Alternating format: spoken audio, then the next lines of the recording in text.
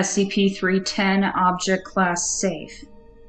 SCP-310 is a 157 mm tall white candle, composed of apparently standard tallow.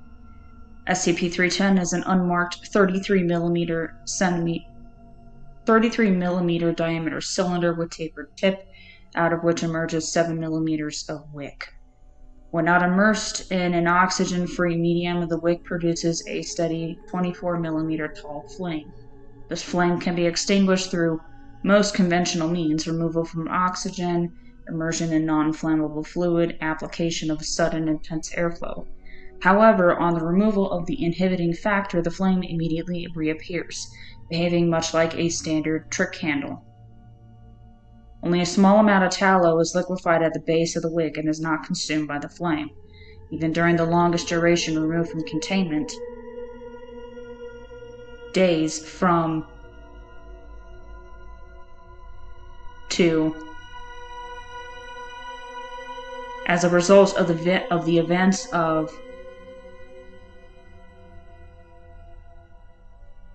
At no time during those weeks was the tallow level nor the overall height of SCP-310 observed to decrease. Other than its interaction with the flame of SCP-310, the tallow itself is not unusual in any respect. Tallow removed from SCP-310 is designated SCP-310-01 and is classified safe. It is easily cut and as malleable as would be expected. It also melts and burns as normal when exposed to ordinary flame. Any tallow removed from SCP-310 is slowly replaced by unknown means. If SCP-310 is cut short, tallow will grow from the lit section until the original 157 mm height and unblemished appearance is restored. In one experiment, SCP-310 was placed in a heat chamber, melting the entire volume of tallow, so only the wick remained. The flame remained lit even without fuel and gradually exuded tallow until its original state was restored.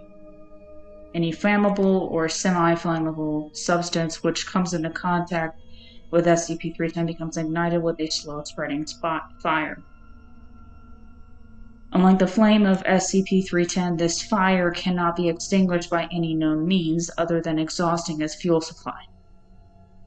Experiments have shown that the fire will continue to burn even in a vacuum, underwater, in a nitrogen-saturated environment, under intense airflow, in a refrigerated environment, encased in a fire retardant covering, or any combination of the above. Only total consumption of all flammable material in contact with the flame will result in them becoming extinguished. Any object ignited by SCP-310 are designated SCP-310-02 and are classified Euclid until fully consumed, whereupon they revert to safe classification. Therefore, in the case of accidental ingestion, especially of personnel, separating the lit section from the rest of the object as soon as possible is the only way to preserve the rest of the exposed object. SCP-310-02 objects are also capable of spreading to other flammable or semi-flammable objects, resulting in further SCP-310-02 type objects. The implication of such possibility for chain reaction are worrisome. Tests have shown that bodily contact with SCP-310 is similar to normal immolation, that is, highly painful and damaging. Damage is somewhat more extensive than that of normal flames, probably due to inability to extinguish and the unusually slow rate of spread of SCP-310-02. No unusual psychic or mimetic properties have been observed. The means by which SCP-310-02 objects are able to continue burning despite all efforts to extinguish is unknown. It is also unknown why SCP-310 itself is so easy to extinguish, albeit temporarily. Recovery. SCP-310 was recovered from the charred remains of a hamlet outside of UK. The isolated nature of the site is probably responsible for the containment of the resulting blaze, which firefighters had battled unsuccessfully for 8 hours before abandoning the building to the flames. In the subsequent investigation, 7 people expired either through contact with SCP-310 or across contact with earlier victims. The event drew Foundation attention and SCP-310 was recovered without incident due to precautions taken by Agent T based on existing evidence. A further investigation of the site revealed that it was being used as a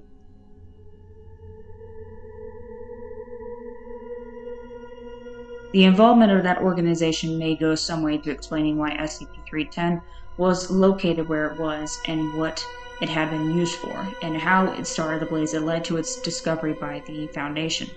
However, the question of SCP-310's origin is still open. Special Containment Procedures.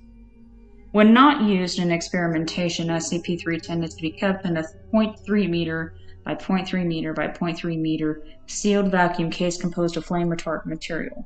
The research chambers surrounding the vacuum case shall be similarly flame retardant and kept saturated with carbon dioxide, nitrogen, or other fire extinguishing agent when testing is not taking place.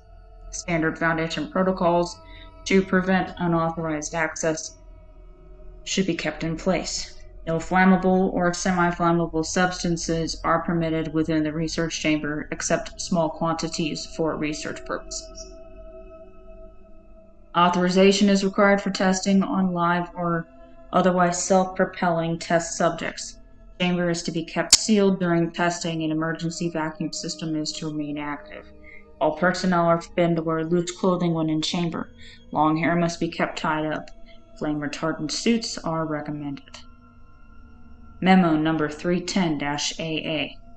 For the last time, loose clothing includes ties. Regardless of the formal dress code encouraged on site, we want to avoid any more cases like Dr. F. No items should be worn that might allow accidental contact with SCP-310. Dr. John Drake. Any object which contains SCP-310 is to remain in the chamber until fully consumed. Any item or clothing contacting SCP-310 is to be removed as expeditiously as possible while preventing further contact. Any limb or extremity containing SCP-310 is to be removed immediately. Surgical tools, including bone saws, are to be kept on hand for this eventuality, as well as bolt cutters and power saws in case time factors prevent a more controlled amputation from being performed. Any Class D personnel contacting SCP-310 are to be immediately terminated. If exposure to SCP-310 to Class D personnel is part of test procedure, it is recommended that the test subject is restrained prior to exposure to prevent further accidental contact. The research chamber is to remain sealed until all objects exposed to SCP-310 are fully consumed. Therefore, it is recommended to limit size of test subjects to prevent lengthy lockdowns of research chambers.